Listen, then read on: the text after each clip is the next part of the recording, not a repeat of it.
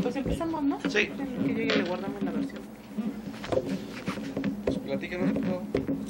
El foro climático. El foro de cambio climático. El foro de cambio climático lo tendremos en la comisión especial que se creó ex profeso en los próximos días jueves y viernes en Puerto Vallarta, Jalisco, en donde tendremos la oportunidad de tener compañeros diputados federales, diputados locales, investigadores, gente de la academia, de organizaciones no gubernamentales, el secretario de Medio Ambiente, el Procurador Federal de Protección al Ambiente, en donde habremos de debatir cuáles fueron los resultados que tuvo México en la COP15 que se celebró en Dinamarca y hacia dónde vamos a llevar la COP16 que se celebrará en México en principios de diciembre de este año. Lo verdaderamente importante de esto es que vayamos despojados de cualquier color o tintura partidista, porque estamos hablando de un tema que atañe a toda la ciudadanía. No podemos ser egoístas con posturas partidistas cuando de lo que estamos hablando es de mitigar los efectos del cambio climático, de prepararnos para una realidad que ya existe hoy en nuestro país, en donde hay versiones de si la tendencia es hacia el calentamiento global, si la tendencia es hacia una glaciación. La realidad es que hoy tenemos ya contingencias severas con especies invasoras que llevan muchos años ya en nuestro país, sobre fauna exótica, sobre fauna nociva. ¿Cuál va a ser la política de Estado que tengamos hacia las áreas naturales protegidas? Porque no es posible que todas las semanas sigan apareciendo áreas naturales protegidas cuando no hemos protegido las que ya tenemos determinadas como tal, cuando no sabemos cuáles son los mecanismos que está utilizando la Procuraduría Federal de Protección al Ambiente, que aunque ya tiene tipificado como delito grave el delito ambiental, no existe personal especializado por parte de los ministerios públicos, ni federales ni locales, que conozcan de la propia materia. Tampoco tenemos todavía procuradurías de la defensa del medio ambiente en todos los estados. En algunos lugares son direcciones, en otros lugares son apenas jefaturas de departamento.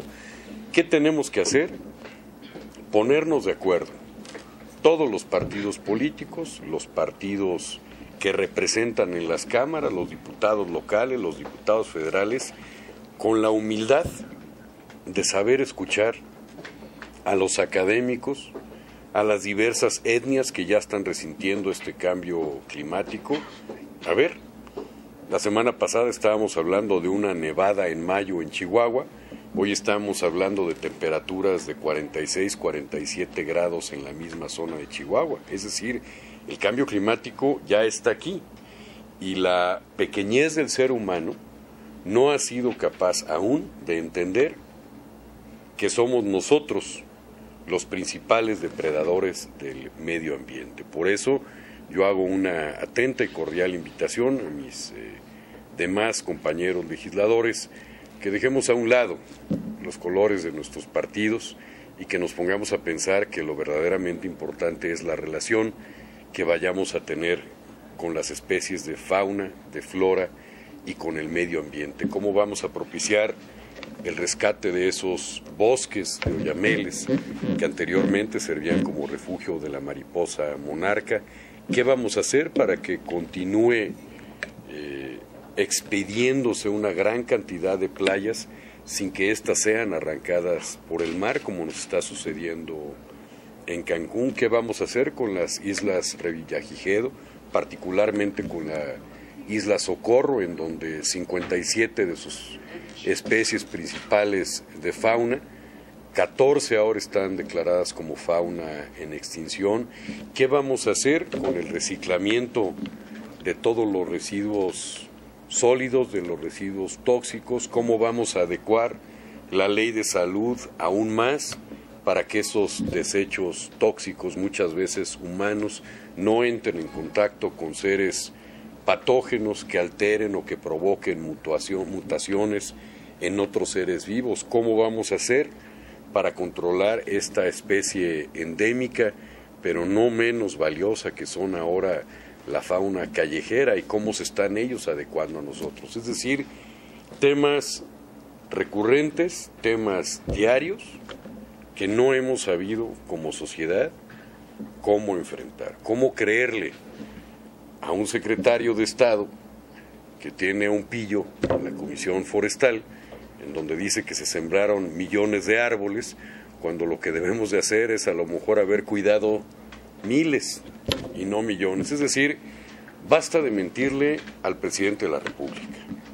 Seamos claros y establezcamos una política pública a largo plazo que, más que beneficiar a los partidos políticos, beneficia a los ciudadanos. Queremos mitigar los efectos del cambio climático en México, empecemos por mitigar los efectos del egoísmo partidista. Oiga, diputado, ¿cuál es o es adecuada o es errónea la política del gobierno federal en cuestión de cambio climático? Porque acaba de dejar el cargo el negro Elizondo, ¿no? en este caso. Bueno, yo creo que nunca dejó el cargo porque nunca lo tuvo.